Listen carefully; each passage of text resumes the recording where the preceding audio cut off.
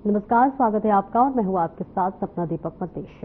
Bulletin का आगाज करेंगे। मुख्यमंत्री नायब सिंह सैनी ने शनिवार को पंचकुला को स्मार्ट सिटी बनाने के ध्येय को पूरा करने की दिशा में एक और महत्वपूर्ण कदम उठाते हुए 55 करोड़ 38 लाख रुपए से अधिक की राशि के विकास कार्यों का उद्घाटन और शिलान्यास किया।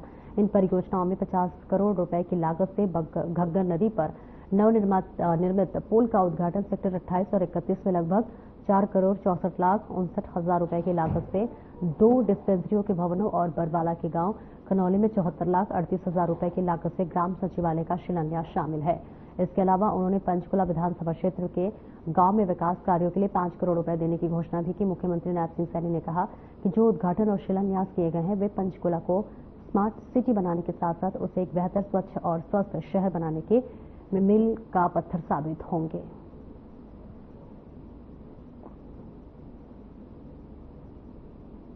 पंचकुला में 2 जलधाराओं का सौंदर्यीकरण 95 करोड़ रुपए 42 लाख रुपए की लागत से किया जा रहा है। मुझे खुशी है कि सेक्टर 5 से 8 में 8 करोड़ रुपए की लागत से राज्य स्तरीय संग्रहालय और सेक्टर 32 में शूटिंग रेंज जिसकी चर्चा आदरणीय ज्ञानचंद जी ने की है, जिसके ऊपर 125 करोड़ रुपए की लागत वो आएगी, वो काम जारी है। उसके ऊपर भी हमने पिछले 10 वर्षों में ये गति से पंचकुला के अंदर हमारी सरकार काम कर रही है। मुझे ये भी खुशी है कि हमने सेक्टर 1 में हरियाणा का पहला इंटरनेशनल हैबिटेट सेंटर कला संस्कृति और नवाचार केंद्र का निर्माण 70 करोड़ 22 लाख रुपए की लागत से यहां पर किया जा रहा है। पंचकुला में नगर निगम कार्यालय भवन के निर्माण का कार्य 45 करोड़ 43 लाख रुपए की लागत से वो चल रहा है। सेक्टर 24 में मल्टी फीचर पार्क का निर्माण 35 करोड़ रुपए की लागत से वो किया जा रहा है। मुझे ये भी खुशी है कि माता मनसा देवी परिसर में संस्कृत कॉलेज भवन का निर्माण 22 करोड़ 19 लाख रुपए की लागत से वो किया जा रहा है।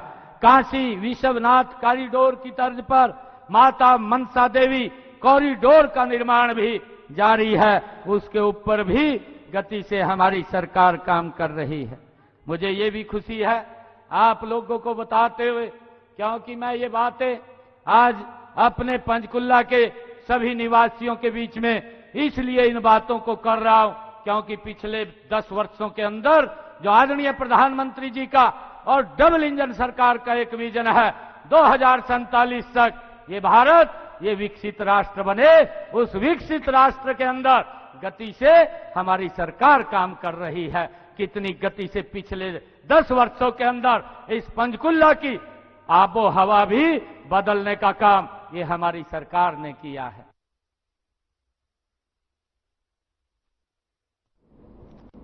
और वही हरियाणा हृदय आउटरीच कार्यक्रमों की श्रृंखला में हरियाणा को ड्रग फ्री बनाने के लिए मुख्यमंत्री नायब सिंह सैनी के संदेश के साथ प्रदेश के विभिन्न जिलों को कवर करते हुए साइक्लोथॉन यात्रा पॉलिटेक्निक कॉलेज दामला से कृषि एवं किसान कल्याण मंत्री श्याम सिंह राणा ने झंडी दिखाकर यमुनानगर के लिए रवाना किया।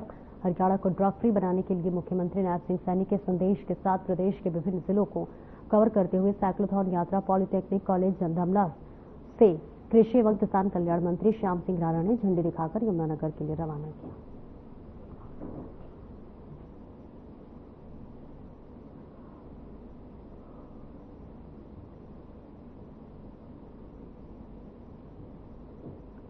एनआईटी फरीदाबाद के सबसे व्यस्तम 1 नंबर मार्केट में स्थानीय बीजेपी के पार्षद हरिकिशन गिरोटी व नगर निगम विभाग के अधिकारी पहुंचे, जिन्हें देखकर अचानक से दुकानदारों में हड़कंप मच गया और उन्होंने सामान दुकानों के अंदर कर लिया। पार्षद और निगम अधिकारियों ने एक एक दुकानदार के पास जाकर अपील की कि वे अपनी दुकान का सामान दुकानों की तय सीमा तक ही रखें, वहीं दुकानों के सामने किसी भी रेहड़ी वाले को स्थान न दें।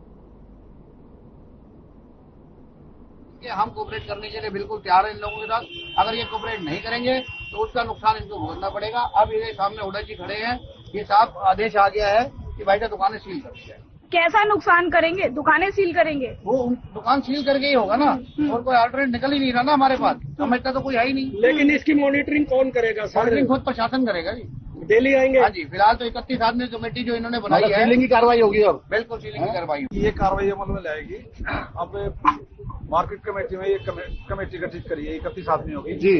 जो भी प्रधान जी इसके बारे में आज मीटिंग कर लेंगे, ये आज या कल में। और सामान दुकान के बिल्कुल शटर के अंदर ही होना चाहिए। ठीक।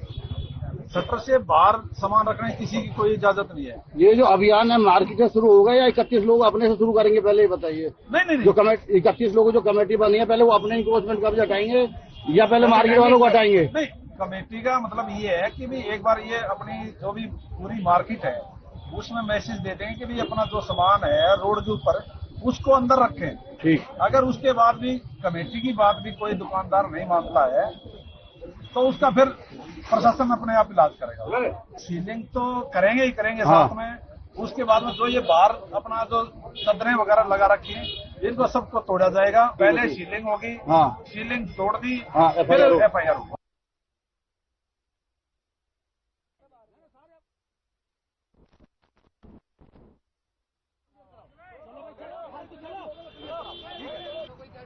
क्या हो गया कुछ इतनी जिम्मेदारी आप लोगों की। आज रही थी, मैंने मना करवाया। मैं कहा नहीं भाई तोड़वाओ।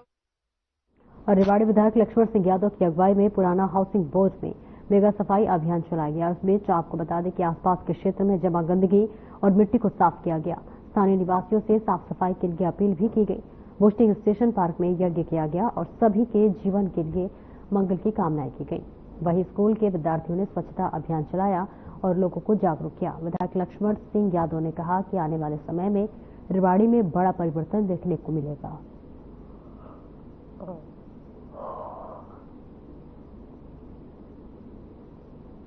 आज इस 25वें अभियान को लेके सफाई को आज हम हाउसिंग बोर्ड में सभी साथियों के साथ पहुंचे हैं और आपको देखते ही बनता होगा कि आज हाउसिंग बोर्ड चमक रहा है।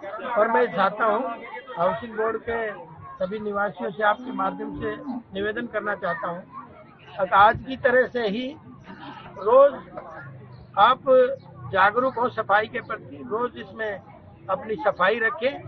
यही निवेदन करने यहाँ आया था ताकि, और बड़ी बात यह है कि आज हम 25वें स्थान पे पहुंचे हैं, लेकिन आज से हमने 3.5 महीने पहले भी जहाँ हमने सफाई चलाई तो आज आप ताज्जुब करेंगे वहाँ के लोग जागरूक हो गए हैं। और मैं ये नहीं कहता 100% सफाई होगी, लेकिन वहाँ अगर आज भी जाके देखोगे तो 70 से 90% वहाँ सफाई आपको मिल रही है।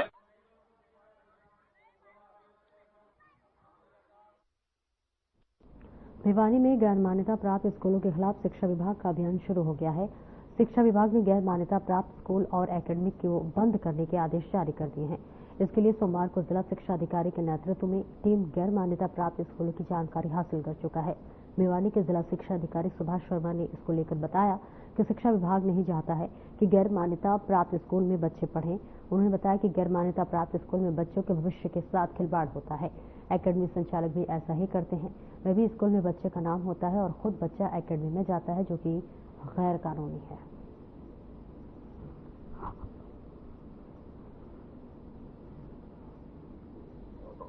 प्राइवेट स्कूल एसोसिएशन हरियाणा की एक सोच है कि हरियाणा का बच्चा चाहे वो सरकारी स्कूल में पढ़े चाहे वो प्राइवेट स्कूल में रिकॉग्नाइज स्कूल में पढ़े, ये जो अवैध रूप से बच्चों को छोटे छोटे कमरों में अवैध रूप से रखा जाता है, उनके ऊपर मानसिक प्रेशर डाला जाता है, जहां जिन बिल्डिंगों में किसी भी प्रकार की कोई व्यवस्था नहीं है, एकेडमी के नाम पे मोटी फीस जो लोग लेते हैं, प्राइवेट स्कूल एसोसिएशन उसका हमेशा से विरोध करती रही है। एकेडमी तो रट्टा लगवा देंगे, कोई सिलेबस करवा दिया और रन डेवलपमेंट की बात एकेडमी में नहीं हो सकती है। तो इसलिए तो मैं कह रहा हूं कि स्कूल टाइम में स्कूली बच्चा एकेडमी में नहीं हो सकता। उसकी मान्यता विड्रॉ हो सकती है जो इस तरह के फर्जीवाड़े में संलिप्त है, क्योंकि वो फर्जी एनरोलमेंट है उसकी। बच्चा तो उसके पास है, बच्चा तो एकेडमी में है।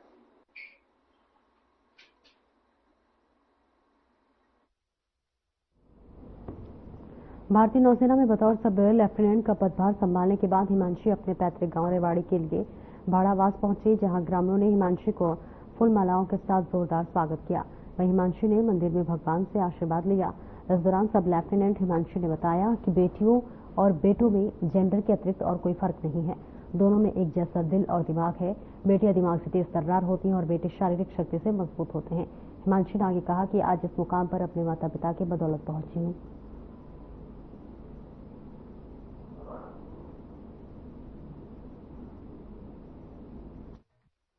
मेरे फादर ने सेकेंड वॉर लड़ा है और मेरी पूरी फैमिली पैट्रियट फैमिली है।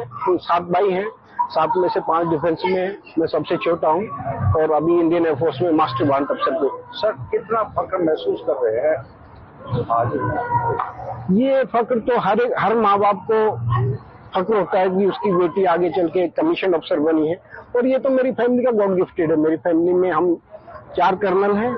मेरे फादर ब्रिटिश टाइम के सूबेदार थे। He has fought second world war. 3 of my brother has fought 1971 वार। मैंने कारगिल की लड़ाई लड़ा हूँ। मुझे बहुत ज्यादा गर्व है। आज मैं ये सोच रही हूँ कि बस इसके जैसी बेटी सबको दे परमात्मा। ये बेटी नहीं, मेरा बेटा है। मेरे 2 बेटे हैं। मेरा बेटा है और समझ लो ये 2 मेरे बेटे हैं। मैंने कभी बेटा बेटी में फर्क नहीं समझा। भगवान इस जैसी बेटी सबको दे। मेरा पूरा नाम हिमांशी है। मैं सूबेदार हरदयाल सिंह की पोती हूँ, जो कि आर्मी से रिटायर्ड है और अब वो हमारे साथ नहीं है। हिमांशी, आपका नेवी के अंदर अभी ज्वाइनिंग हुई, आप अपने गांव पहुंचे, आज स्वागत किया लोगों ने, कैसा लग रहा है? क्या माहौल को देखकर क्या कहें? बहुत अच्छा लग रहा है। सब लोगों ने इतने मतलब खुले दिल से मेरा स्वागत किया। इतने सारे लोग आए हैं तो मुझे बहुत अच्छा लग रहा है सब लोगों से मिलके। हिमांशी, नेवी में गए, क्या सोचा आपने और आपकी क्वालिफिकेशन क्या थी? कब आपने इसको ज्वाइन किया? मैंने बीटेक की है कंप्यूटर साइंस एंड इंजीनियरिंग में। मैं XNCC कैडेट भी हूँ। मेरे पास C सर्टिफिकेट है अल्फा ग्रेडिंग में। और मुझे प्रेरणा मेरे दादाजी इंडियन आर्मी में थे। मेरे पापा जो कि अभी करंटली सर्विंग है एयरफोर्स में, मास्टर वारंट ऑफिसर विश्वकर्मा।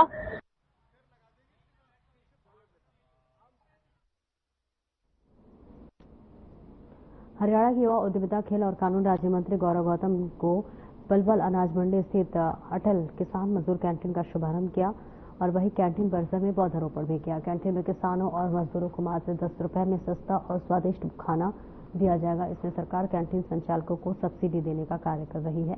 प्रदेश सरकार द्वारा किसानों और मजदूरों के पक्ष में ये एक अच्छी पहल की गई है।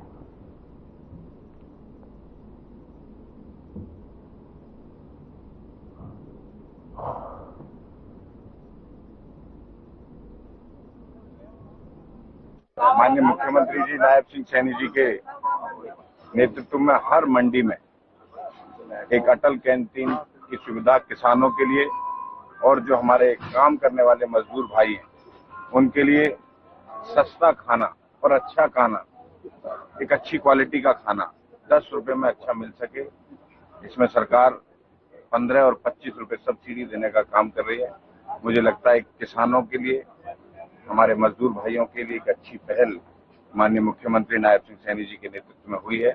इसको हर वर्ग सराहने का काम कर रहा है और इसमें कोई भी व्यक्ति आकर खाना खा सकता है, पेट भर सकता है। मुझे लगता है इस समय में, इस जमाने में इतने सस्ते खाने का प्रबंध हर व्यक्ति की चिंता अगर कोई करता है तो हमारे मुख्यमंत्री नायब सिंह सैनी करते हैं।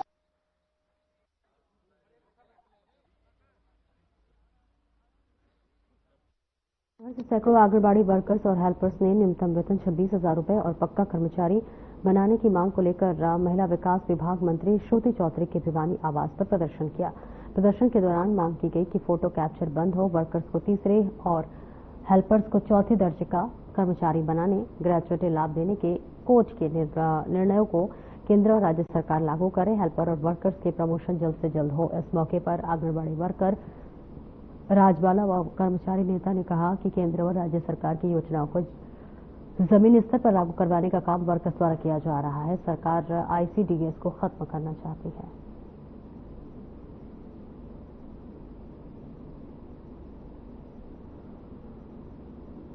और हमारा जो आज का प्रदर्शन है वो यही है कि पोषण ट्रैकर ऐप है जो बहुत भारी भरकम वर्जन की है, जो फोन दे रखे उनमें काम नहीं हो रहा है, या तो इसको रद्द किया जाए, नहीं तो हमें अच्छी ट्रेनिंग देकर और जो वर्कर कर नहीं सकती उनको एक सहायक दिया जाए, टैब टाइप में फोन देकर खुद विभाग अपनी सिम दे और नेट रिचार्ज अच्छा दे अगर विभाग को काम करवाना है तो। इस तरह विभाग जैसे चाहता है बिना फोन दिए डम्मी टाइप से और बिना नेट रिचार्ज भी काम करे तो वर्कर काम नहीं कर सकती। बिना वजह वर्कर का शोषण है और वर्कर के शोषण को बंद किया जाए। आज हम श्रुति चौधरी के निवास स्थान पर हैं, हमें बातचीत का टाइम दे या हमारे से बातचीत करे हमारे डेलीगेशन से। अगर बातचीत नहीं करेगी तो आगे आने वाले समय में हम एक बहुत बड़े आंदोलन की खोल देंगे। आज ये जो प्रदर्शन है महिला एवं बाल विकास मंत्री माननीय श्रुति चौधरी जी के आवास पे, ये पूरे हरियाणा की आंगनबाड़ी वर्कर्स और हेल्पर्स यहाँ पर आई हुई है, उनका मास डेपुटेशन है।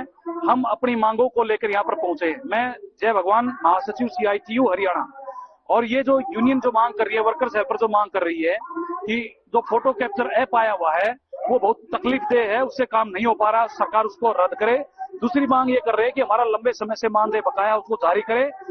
जो आंगनबाड़ी वर्कर हेल्पर है उनका वेतन बढ़ाया जाए। इतनी महंगाई में इतने कम वेतन से काम नहीं चलता, कम से कम 26,000 न्यूनतम वेतन मिलना चाहिए। इसके अलावा जो है विभाग के अंदर हजारों की संख्या में वर्कर और हेल्पर की पोस्ट खाली पड़ी है, सुपरवाइजर की पोस्ट खाली पड़ी है, जिनको नहीं भरा जा रहा है।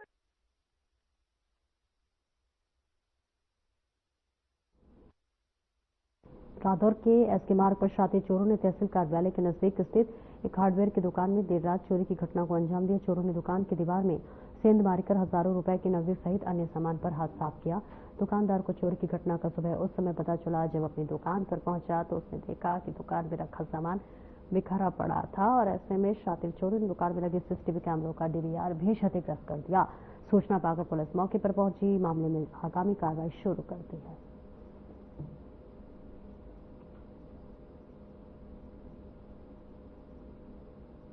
मैं ना रात दुकान बंद करके गया जी 8 बजे, तो सवेरे बेटा आया दुकान खोलने, तो उसने आके बताया, फिर मेरे को फोन गया कहने के लिए ऐसे ऐसे करके चोरी हो गई दुकान में। तभी आए हम यहाँ पे ना, तो आके देखा भाई इसमें से गल्ला भी और सारी टूंटियां नीचे बिखेरी पड़ी थी और लैपटॉप वगैरह काफी जो जरूरी डॉक्यूमेंट्स है सारे ले गए गले में से। 80,000 रुपये तो कैश थे जी, नया लैपटॉप ले गए थे अभी, और जो टूंटियां वगैरह थी, मोटरें थी और सामान था जो काफी।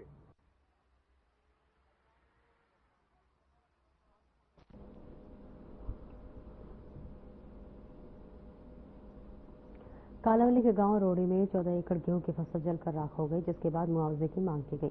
कालावली के गांव रोड़ी में किसान गुरप्रीत सिंह और अन्य 3 किसानों की फसल जो कि करीब 14 एकड़ थी जलकर राख हो गई। किसान नेता लखविंदर सिंह ने बताया कि बिजली के शॉर्ट सर्किट से आग लगी, जिससे किसानों की खड़ी फसल जलकर राख हो गई है। किसान नेता ने कहा कि 26 तारीख को प्रदेश के मुख्यमंत्री को सिरसा आना है। उससे पहले सिरसा के जिन जिन गाँव में किसानों की आग लगने से फसल नष्ट हुई है सभी मुआवजे की फाइल तैयार करके ऊपर भेजिए, वरना किसान आंदोलन में संघर्ष के लिए तैयार रहेंगे।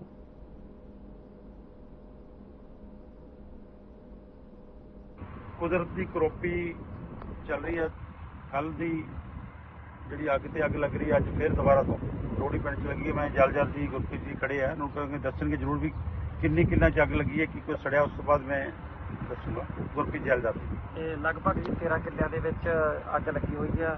ਉਹ ਵੀਰ ਆਪਣੇ ਬੂਰੀਆ ਮੈਂਬਰ ਸਾਹਿਬ 6 ਕਿੱਲੇ ਇਹਨਾਂ ਦੇ ਮੱਚੇ ਆ, ਬਾਕੀ ਤਰਨੈਲ ਬਾਬਾ ਜੀ ਇਹਨਾਂ ਦੇ ਆ, ਨਾਲੇ ਟਰੈਕਟਰ ਨਾਲੇ 2 ਕਿੱਲੇ 2 ਘਰ ਹੋਰ ਹੈ। ਸ਼ਾਰਟ ਸਰਕਟ ਦਾ ਰੀਜ਼ਨ ਬਣਿਆਗਾ ਤੇ ਪੂਰੇ 13 ਕਿੱਲੇ ਜ਼ਮੀਨ ਮੱਚੀ ਹੈ, ਜੋ ਕਿ ਜਿਹਦੇ ਵਿੱਚ ਕੀ ਕਣਕ ਖੜੀ ਸੀ। ਦੇਖੋ ਜਦੋਂ ਦੀ ਕਣਕ ਪੱਕੀ ਹੋਈ ਹੈ ਤੇ ਉਦੋਂ ਦਾ ਹੀ ਅੱਗ ਦਾ ਜਿਹੜਾ ਸਿਲਸਿਲਾ ਜਾਰੀ ਹੈ।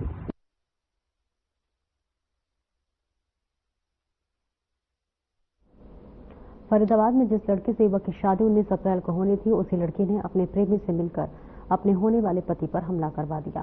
बताते चले कि परिजनों के मुताबिक युवक की 15 अप्रैल को लगन सगाई हुई थी और 19 अप्रैल को शादी होनी थी, लेकिन शादी से 2 दिन पहले अपने प्रेमी को होने वाले पति की फोटो और पता भेज दिया है और प्रेमी ने अपने 4 साथियों के साथ मिलकर फरीदाबाद के IMC इलाके में युवक पर हमला कर दिया, जिससे कि युवक को हाथ पैर के साथ गंभीर चोट आई है। आसपास मौजूद लोगों की सहायता से युवक को निजी अस्पताल में भर्ती कराया गया, जहां युवक की हालत गंभीर बनी है। फिलहाल परिजनों की शिकायत के आधार पर पुलिस ने 2 नामजद सहित 5 लोगों के खिलाफ मामला दर्ज कर आरोपियों की तलाश शुरू कर दी है।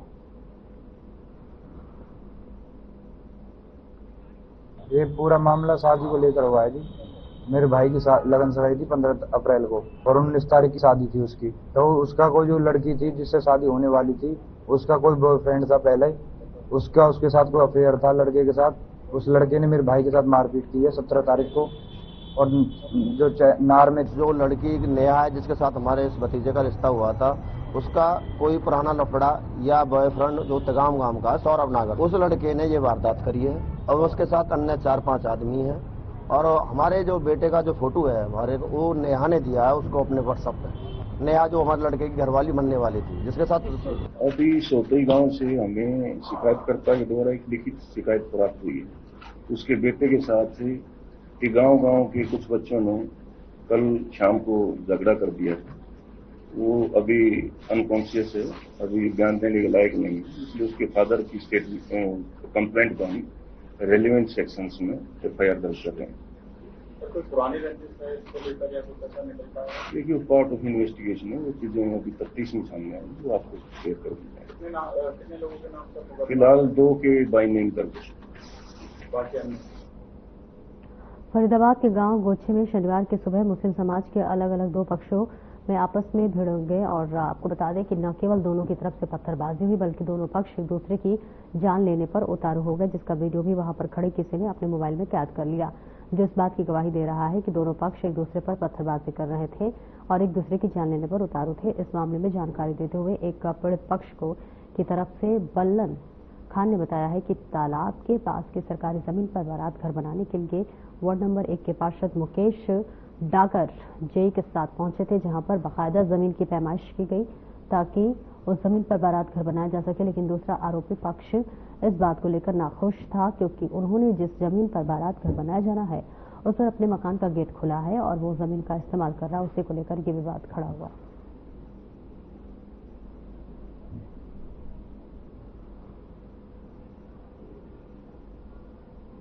पेहोवा क्षेत्र के दीवाना गांव में देर शाम तेज आंधी और तूफान के चलते लगी भीषण आग ने भारी तबाही मचाई। आग खेतों से फैलते हुए गांव तक पहुंच गई और फसल पाने और तोड़ी कूपों को राख में बदलते हुए कई घरों को भी अपनी चपेट में ले लिया।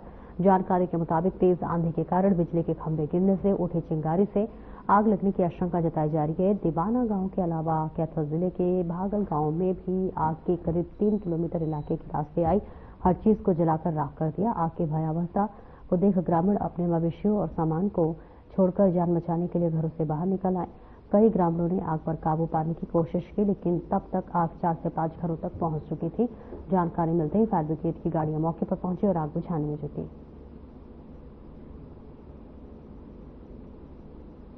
खेतों से आग लग के घर में बढ़ के आग लगा। तो तुम कहाँ थे उस समय? कोठिए में थे उस टाइम। यहीं पे थे आप? हाँ, बाउंड्री छड़प के पूरा कोठी में आग लग गया तो मैं बाउंड्री छड़प के पीछे कूदे। आप कूद के बाहर निकल गए? बाहर निकले थे कूद के। कितनी आग थी? आज हम लोग दीवाना गांव में पहुंचे हैं, जो रात कुदरत ने खेल रचाया है। मौके पे पहुंचे हैं और मौके पे पता चला है कि 5-6 आदमी जो मौके पे काम कर रहे थे और टोटी बांध रहे थे, अपना गेहूं निकाल रहे थे।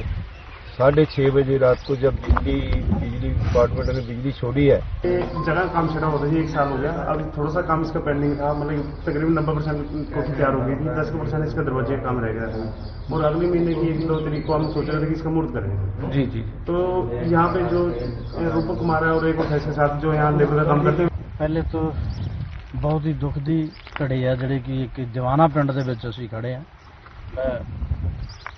कार्यकारिणी प्रदेश अध्यक्ष भारतीय किसान मजदूर यूनियन ਦਾ ਪ੍ਰਦੇਸ਼ ਅਧਿਕਸ਼ ਹੋਣ ਦੇ ਨਾਤੇ ਅੱਜ ਉਹਨਾਂ ਪੀੜਿਤ ਕਿਸਾਨਾਂ ਦੇ ਨਾਲ ਦੁੱਖ ਦੀ ਘੜੀ ਦੇ ਵਿੱਚ ਸ਼ਾਮਲ ਵੀ ਹੋਏ ਆ ਔਰ ਸਰਕਾਰ ਨੂੰ ਅਪੀਲ भी ਕਰਦੇ ਆ। कालावली के गांव जगमाल वाले गांव और कालावली के गेहूं की फसल में आग लग गई, जहां पर करीब 5 एकड़ गेहूं की फसल जलकर राख हो गई। आपको बता दें कि खेतों में खड़ी फसल को आग लगने का सिलसिला नहीं थम रहा है। शनिवार को कालावली क्षेत्र के गांव कालावली में किसान कर्मतेज सिंह के खेत में आग लगी, जिससे करीब 3 एकड़ गेहूं की खड़ी फसल जलकर तबाह हो गई। वहीं गांव कालावली में किसान हरप्रीत सिंह के खेतों में आग लगी, जिससे करीब 2 एकड़ की फसल जलकर राख हो गई। इसको लेकर किसानों ने कहा कि उनके पूरे साल भर की कमाई उनके देखते ही देखते आंखों के सामने जलकर तबाह हो गई, जिसको लेकर किसान बहुत परेशान है। वहीं किसानों ने सरकार से मुआवजे की मांग की है। अब फिलहाल मेरे साथ इस बुलेटिन में इतना ही और अब वक्त हो चला है हमारे खास कार्यक्रम प्लस माइनस का डॉक्टर राकेश गुप्ता के साथ। नमस्कार।